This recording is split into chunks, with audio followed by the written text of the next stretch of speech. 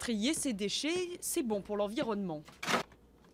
Mais il se pourrait bien qu'une partie de vos plastiques finisse bientôt, malgré tout, dans une décharge.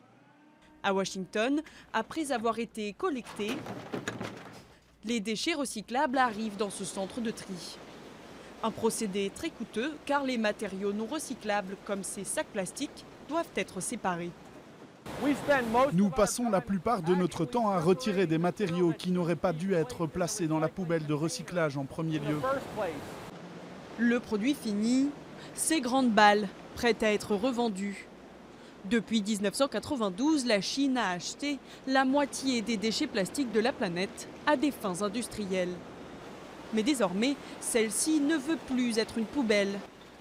Depuis janvier 2018, la Chine a fermé ses frontières à la plupart du plastique et du papier et imposé des normes quasi impossibles à tenir.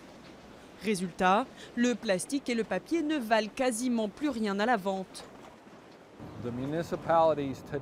Aujourd'hui, les municipalités, dans la plupart des cas, doivent nous payer pour que nous traitions les produits recyclables, parce que la valeur de ces matériaux n'est plus la même qu'il y a 2 ans. La question désormais, où écouler ces plastiques? Faute de marché prêt à réutiliser ces matériaux, des balles restent entreposées en attendant de, peut-être, être achetées. En ce moment, notre industrie subit une grande pression et à un moment, on va avoir un tel surplus que nous allons devoir de plus en plus envoyer vers des décharges si nous ne trouvons pas de nouveaux marchés et de nouveaux usages pour les matériaux recyclés.